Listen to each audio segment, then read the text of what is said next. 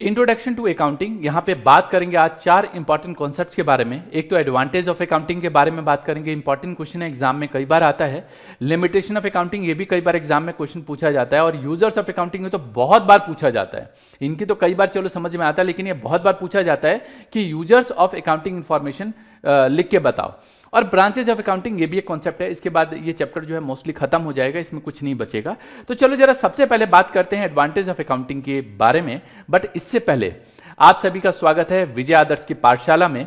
और मुझे बहुत अच्छा लगता है जब आप नीचे कमेंट करके बताते हो। तो डियर, नीचे कमेंट करना आप ना भूलो। नीचे कमेंट जरूर करो कि आपको लेक्चर्स कैसे लगते हैं। कोई क्वेरी है, कोई सवाल है तो नीचे जरूर बताओ। और जो भी काम दिया जाता है ना आपको, कम्युनिकेशन का माध्यम सिर्फ कमेंट बॉक्स है अभी हमारे पास, जिसमें आप मुझे ये बता सकते हो कि सर हाँ मैंने कर लिया, ठीक है। तो बहुत ज़्यादा टाइम नहीं लगता, नीचे कमेंट करके आप बताओ। हिंदी में लिखो, इंग्लिश में लिखो, भाई ये 2 लैंग्वेज तो मुझे आती है, तो आप दोनों में लिखो कि हाँ मुझे इसमें परेशानी आ रही है। अपने सजेशंस बताओ ताकि मुझ तक पहुँच सके, ठीक है। चलो जरा सबसे पहले बात करते हैं एडवांटेजेस ऑफ अकाउंटिंग के बारे में कि अकाउंटिंग के एडवांटेजेस क्या हैं। जैसे मान लो कि ये मोबाइल फ़ोन है, तो इस मोबाइल फ़ोन को स्टार्टिंग में जब मैंने ख़रीदा था, ये 2 मोबाइल फ़ोन है, दूसरा शायद ऊपर है। तो ये मोबाइल फ़ोन जब मैंने ख़रीदा तो वो फीचर्स बताता है। फीचर्स एक अलग चीज़ है कि भाई ये फास्ट चलेगा क्योंकि इसमें 4 GB का रैम है ना, इसकी स्क्रीन जो है वो बड़ी है, और भी बहुत सारी चीज़ें बताएगा। वो फीचर हो गया जो पिछली क्लास में डिस्कस की थी। एडवांटेजेस का क्या फायदा है। जैसे मैं बोलूं कि अगर मुझे मोबाइल फोन है तो मोबाइल फोन के एडवांटेजेस क्या हैं। तो भाई मोबाइल फोन के एडवांटेजेस आज के टाइम में देखो तो देखो, लेक्चर्स ले रहे हो आप में से बहुत सारे बच्चे मोबाइल फोन पे ही लेक्चर ले रहे हो, तो इसका एडवांटेज हो गया। और एडवांटेज क्या है, कहीं भी हो आप किसी से बात कर सकते हो अगर नेटवर्क जोन में हो तो, है ना, ये इसका एडवांटेज हो गया। ऐसी अकाउंटिंग करने से फायदा क्या होगा ये मुझे बताओ। तो पहला फायदा है इंफॉर्मेशन अबाउट फाइनेंशियल परफॉर्मेंस। मैंने आपको बताया था आपके घर में भी पिताजी जब अर्निंग करते हैं तो एक कॉपी में लिखते हैं एटलीस्ट, या डायरी में लिखते हैं कि भाई इतना पैसा आया, इतना पैसा यहाँ गया। या आया तो चलो, अगर जॉब करते हैं तो एक फिक्स अमाउंट आता है, अगर बिजनेस भी करते हैं या दुकान भी है तो एटलीस्ट टोटल लिखते तो हैं कि पूरे महीने में मैंने क्या कमाया, कहाँ कहाँ पैसे मैंने, घर के खर्चों की बात करूँ कि कहाँ कहाँ खर्च किए। तो एक एग्जैक्ट रिकॉर्ड मेंटेन होता है कि हाँ ये पैसा यहाँ जा रहा है, अगले महीने हम इतना कर सकते हैं। और बजट तय होता है कि एग्जैक्टली हम इससे ज़्यादा, हमारी औकात नहीं है खर्च करने की। यहाँ पे वर्ड यूज़ कर रहा हूँ औकात, मतलब यहाँ पे ये वर्ड यूज़ कर सकते हो औकात। कईयों को बहुत बुरा लगता है, बट रियल ये फैक्ट है कि मेरी एबिलिटी नहीं है। इसको थोड़ा सा सुधरे हुए रूप में बोलो तो मेरी एबिलिटी नहीं है, मेरी एबिलिटी नहीं है कि मैं इससे ज्यादा पैसा खर्च कर सकूं। मान लो आपने पिताजी से डिमांड कर दी, पिताजी मुझे बाइक चाहिए, तो पिताजी सीधा छूट के बोलते हैं भाई मेरी औकात नहीं है तेरे को बाइक दिलाने की, अपना पढ़ ले, आगे चल के कमा ले और फिर अपनी बाइक खरीद लेना, है ना। तो अगर अकाउंटिंग प्रॉपर तरीके से मेंटेन होता है तो हमें एग्जैक्ट पता चलता है कि कितना पैसा किसी से लेना है, कितना पैसा किसी को देना है, क्या मेरा प्रॉफिट है, क्या लॉस है, क्या एसेट्स है, क्या लायबिलिटीज है। एग्जैक्ट इंफॉर्मेशन पता चलता है, पूरा प्रॉपर तरीके से रिकॉर्ड करते हो तो, है ना। तो पहला पॉइंट है इंफॉर्मेशन अबाउट फाइनेंशियल परफॉर्मेंस। पहला पॉइंट है इंफॉर्मेशन अबाउट फाइनेंशियल परफॉर्मेंस। दूसरा है असिस्टेंट टू मैनेजमेंट। अब ये क्या है कि जैसे मान लो मैनेजमेंट क्या करता है, डिसीजंस लेता है ना, क्या करता है, एक तरीके से डिसीजन लेता है कि क्या सही है, क्या गलत है, क्या प्रॉफिट आया हमारा या क्या लॉस आया। ये सारी चीजों की इंफॉर्मेशन जो है इसको मिलती है। कहने का मतलब यह है कि अगर किसी मैनेजर की अगर बात करें तो ये जानना चाहता है कि भाई मैंने जो डिसीजन लिया उस डिसीजन से क्या परफॉर्मेंस निकला, क्या हुआ।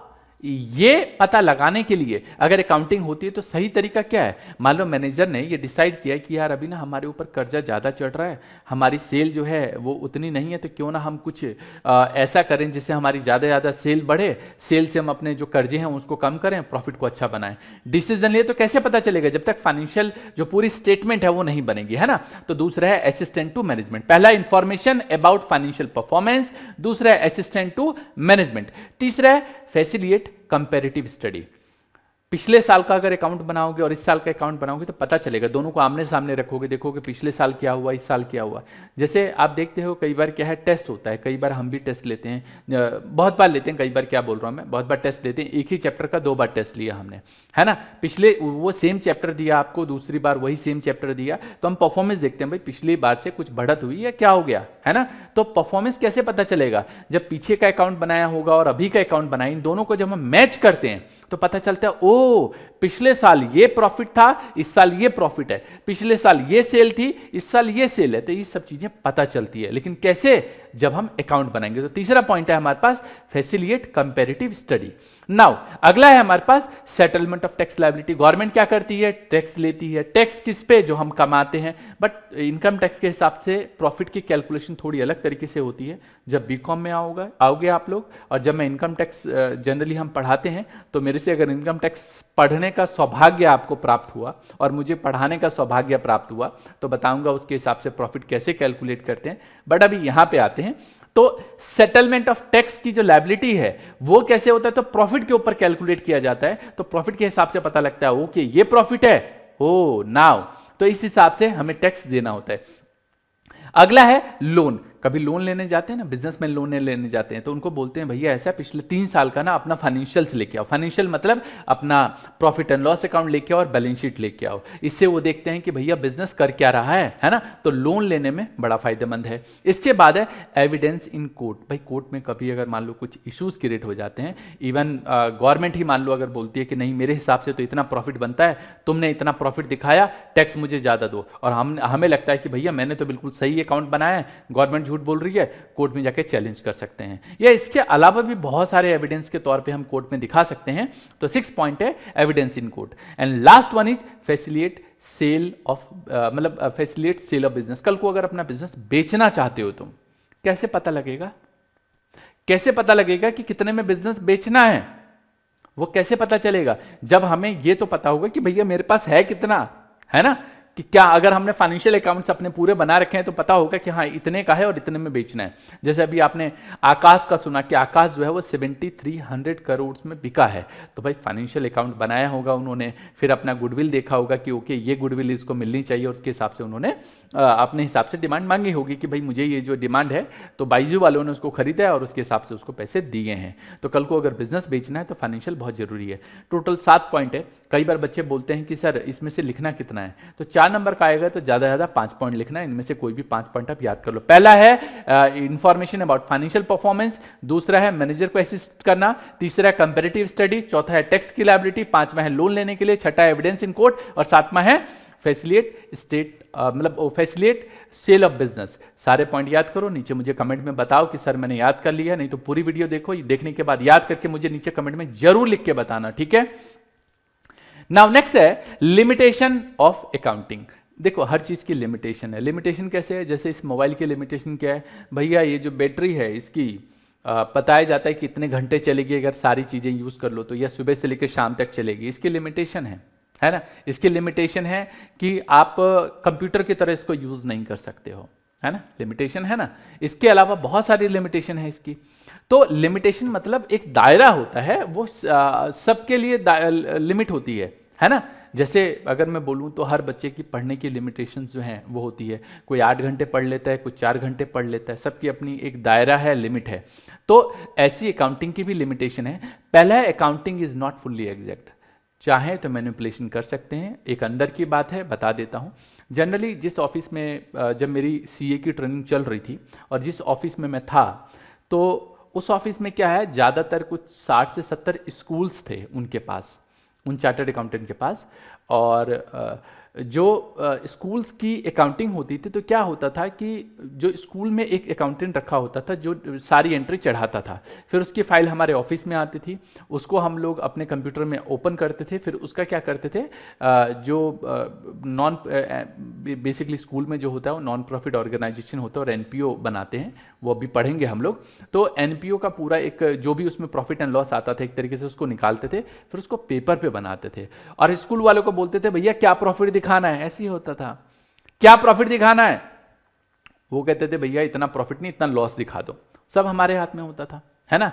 तो उसके हिसाब से उसमें मैनिपुलेशन कर देते थे कि ये ऐसा कर दो, ये ऐसा कर दो, हाथ से बनाते थे। फिर फाइनली हम उसको करेक्ट करके दे देते थे कि ये फाइल आप वापस अपने जाके कंप्यूटर में डाल दो।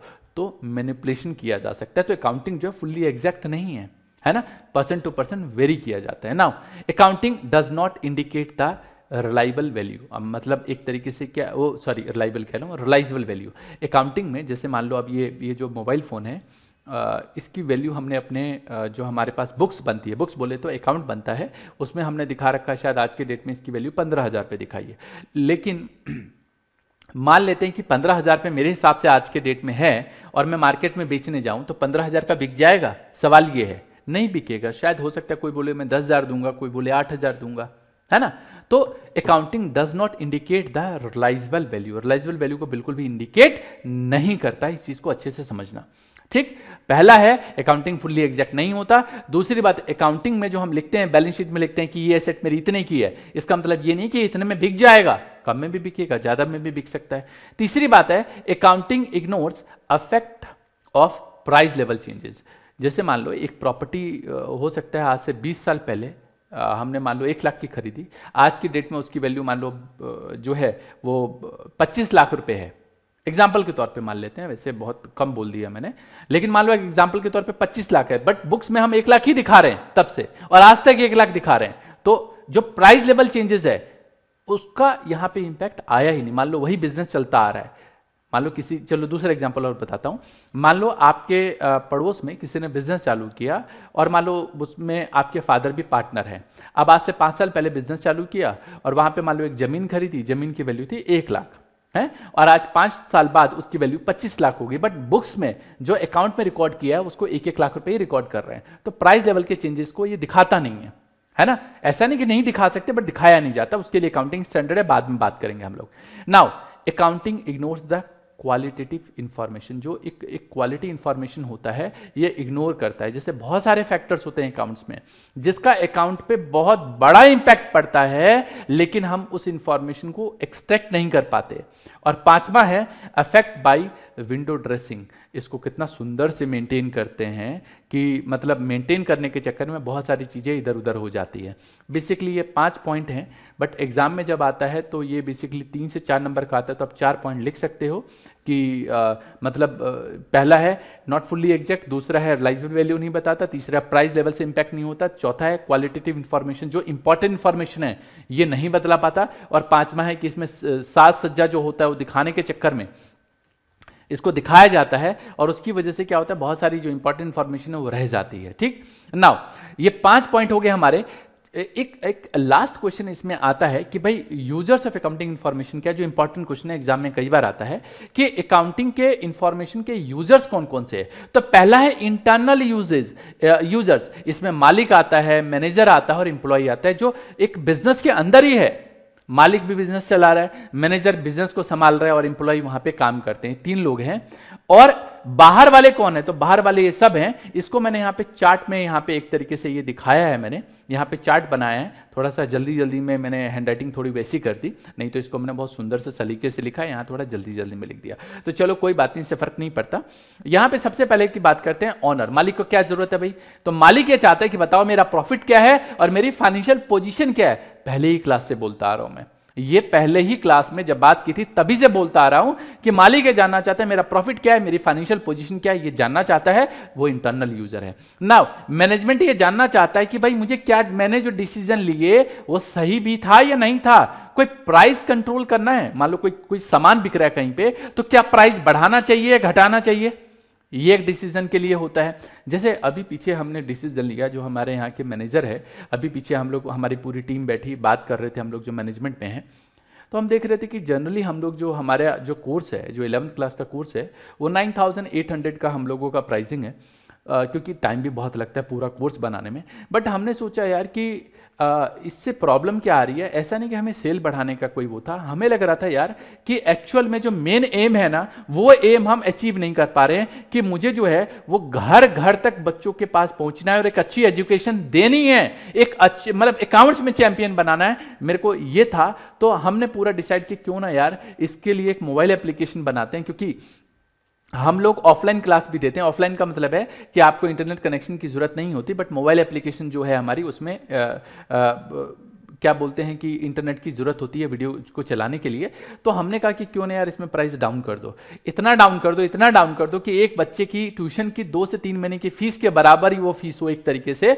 शहरों में तो वो 1 महीने की फीस के बराबर भी नहीं है, कि शहरों में जो फीस होती है वो काफ़ी हाई होती है, बट गाँव में भी आजकल ऐसा नहीं कि फीस कम है ट्यूशन की, वो भी एक अच्छी है। तो 2 से 3 महीने की फीस के बराबर पूरे साल का पूरा कोर्स, और ऐसा कोर्स कि वर्ल्ड क्लास कोर्स हो पूरा, वो मिल जाए। तो हमने डिसाइड किया और हमने कहा कि प्राइस को मोबाइल ऐप के अंदर डाउन कर दो, क्योंकि मुझे चाहिए कि ज़्यादा से ज़्यादा बच्चे पढ़ पाएं। और क्योंकि कंप्यूटर तो सबके पास नहीं, बट मोबाइल तो सबके पास है ना, तो क्यों ना बच्चों के घर घर तक पहुंच जाए। तो इसलिए हमने प्राइस जो है वो डाउन कर दिया। हमारे मैनेजमेंट ने डिसाइड किया कि प्राइसिंग मोबाइल ऐप में जो है वो ना के बराबर कर दो। एक तरीके से यूं समझो कि हमें बहुत ज़्यादा प्रॉफिट नहीं कमाना, बहुत एक छोटा सा पार्ट जिससे हम अपना पूरा सिस्टम चला सकें बस, है ना। नाउ प्राइस रिडक्शन करना है तो कैसे करना है, जो अभी मैंने बताया। फिर कोई इन्वेस्टमेंट, कोई नया प्रोजेक्ट में इन्वेस्ट करना है, मैं बताता हूँ। पीछे कंपनी हमारे पास आई और उन्होंने कहा कि सर जो ये आपका 10,000 रुपये का कोर्स है ना, क्यों ना बाइजू की तरह, ध्यान से रिकॉर्डिंग्स भी है मेरे पास, तो उसने बोला कि सर आपका जो कोर्स है वो बाइजू के तर्ज पे हम 60,000 का बेचेंगे, 70,000 का बेचेंगे और अमीर बच्चों को बेचेंगे ज़्यादातर, तो आप बोलो तो पार्टनरशिप करते हैं। मैंने कहा भैया हाथ जोड़ लो, मुझे नहीं करना ये तुमसे पार्टनरशिप। क्यों, बताता हूँ। वो कहते हैं हम आपकी कंपनी में इन्वेस्ट करते हैं। मैंने कहा मुझे नहीं चाहिए इन्वेस्टर। बहुत सारे इन्वेस्टर आए हमारे पास, हर साल बहुत सारे इन्वेस्टर हमें कॉल करते हैं कि सर हम आपकी कंपनी में इन्वेस्ट करना चाहते हैं, जो आपकी कंपनी स्टे लर्निंग है इसमें इन्वेस्ट करना चाहते हैं। हम हाथ जोड़ लेते हैं, नहीं चाहिए इन्वेस्टर। मुझे पता है कि अगर मैंने ये सारा कंट्रोल इन्वेस्टर के हाथ में दे दिया तो जो हमारे ये टॉप क्लास कोर्स हैं, इस टॉप क्लास कोर्स को वो मुंह मांगे दाम पे बेचेंगे और गरीब बच्चों या फिर मिडिल क्लास फैमिली के जो बच्चे हैं उसकी पहुंच से दूर हो जाएगा। तो मैंने कहा नहीं, और यही वजह है कि हमने किसी को भी इसका कंट्रोल दिया नहीं है। जो बाकी बहुत हल्का फुल्का कंट्रोल है, बट बहुत बड़ा कंट्रोल हमने किसी को अपने हाथ में नहीं दिया मेरे अलावा, ताकि मुझे जब लगे, जैसे ये कंट्रोल था कि मुझे प्राइस गिराना है, तो मेरे पास डिसीजन था और मैंने प्राइस गिरा दिया मोबाइल ऐप के अंदर, है ना। कोई प्लानिंग करनी है उसके लिए भी तो मैनेजमेंट ये चाहता है कि भाई ये जो डिसीजंस है वो कैसे ले, तो इसके लिए पूरी अकाउंटिंग होगी तभी तो पता चलेगा ना, है ना। तो अकाउंटिंग का बहुत बड़ा रोल होता है यहाँ पे। नाउ चलो जरा जल्दी जल्दी अगले पॉइंट को भी कवर करते हैं। अगला है एम्प्लॉई एंड वर्कर्स। एम्प्लॉई ये जानना चाहते हैं कि भैया बोनस मिलेगा, कंपनी अगर बढ़ रही है तो बोनस चाहती है कंपनी अगर अच्छा प्रॉफिट कमा रही है तो बोनस चाहती है, तो बोनस के लिए वो देखना चाहती है। नाउ अगला है डिपॉजिट्स इन प्रोविडेंट फंड। भाई अगर कंपनी ग्रो करती है, अच्छा परफॉर्म करती है, तो वहां पे प्रोविडेंट फंड जो है उसको एम्प्लॉय को मिलता है। तो इसके लिए वर्कर्स ये चाहता है कि भैया प्रोविडेंट फंड मुझे मिले, इसके लिए एक तरीके से अकाउंटिंग की जरूरत पड़ती है, वो भी इंटरेस्ट रखता है वहां पे, है ना। और एम्प्लॉय का इंश्योरेंस, एम्प्लॉय अपनी सिक्योरिटी चाहता है और फ्यूचर में बुढ़ापे का सहारा चाहता है, तो प्रोविडेंट फंड इंश्योरेंस के लिए तो चाहता ही चाहता है। और उसको कैसे पता चलेगा कंपनी ग्रो कर रही है, तो कंपनी के प्रॉफिट से पता चलेगा, है ना। तो ये एम्प्लॉय एंड वर्कर्स तीसरा पॉइंट है, क्लियर हो गया। ये सब इंटरनल यूजर थे। कौन से यूजर थे जी? इंटरनल यूजर थे। नाउ अगला है हमारे पास एक्सटर्नल यूजर। ये कौन से यूजर होते हैं? जो कंपनी से बिल्कुल बाहर होते हैं। जैसे कि पहला है बैंकिंग एंड फाइनेंशियल इंस्टीट्यूशन। अब बैंकिंग एंड फाइनेंशियल इंस्टीट्यूशन की अगर बात करें तो बैंक ये देखना चाहती है कि कोई बिजनेस अगर ग्रो कर रहा है, अगर कोई बहुत अच्छा प्रॉफिट अर्न कर रहा है बिजनेस, तो उसको लोन दिया जाए, है ना। तो टू चेक द परफॉर्मेंस की, बिजनेस की परफॉर्मेंस कैसी है। दूसरा है कि to check the eligibility of loan, कि लोन की एलिजिबिलिटी क्या है। मतलब वो ये देखना चाहती है कि भैया ये बिजनेस लोन देने लायक भी है या नहीं है। वो कैसे पता चलता है? प्रॉफिट से पता चलता है। जी हां, किससे पता चलता है? प्रॉफिट से पता चलता है। तो बैंकिंग एंड फाइनेंशियल इंस्टीट्यूशन। अगला है इन्वेस्टर्स एंड पोटेंशियल इन्वेस्टर्स। अब कोई, जैसे मैंने बोला कि हमारी कंपनी को देखकर बहुत सारी कंपनियों ने ये कहा कि क्यों ना हम इनकी कंपनी में इन्वेस्ट करें, स्टे लर्निंग में हम जो है वो चीजें इन्वेस्ट करें। तो अर्निंग कैपेसिटी वो देखना चाहते हैं। क्या देखना चाहते हैं? अर्निंग कैपेसिटी देखना चाहते हैं कि अर्निंग कैपेसिटी क्या। तो जैसे वो देख रहे थे कि ये कंपनी ग्रो है, इनके लेक्चर जो है वर्ल्ड क्लास लेक्चर हैं, टॉप क्लास लेक्चर हैं, इनके लेक्चर जो है सिर्फ बच्चे नहीं लेते, अलग मतलब हमारे लेक्चर जो है टीचर्स तो लेते हैं, इसके अलावा जो अकाउंटिंग सीखना चाहते हैं, जो अकाउंटिंग सीखना चाहते हैं वो सब लेना चाहते हैं, है ना। तो इन्वेस्टर्स एंड पोटेंशियल इन्वेस्टर भी ये चाहते हैं कि भाई इसके अंदर हम पैसा इन्वेस्ट करें। तो अकाउंटिंग की जो पूरी की पूरी चीजें हैं वो देखना चाहते हैं ना। अगला है यहाँ पे ये पॉइंट के बाद नेक्स्ट है क्रेडिटर्स। भाई क्रेडिटर्स कौन होते हैं? जिन्होंने पैसा एक तरीके से उधार दिया बिजनेस में। क्या दिया जी? पैसा उधार दिया, वो ये देखना चाहते हैं।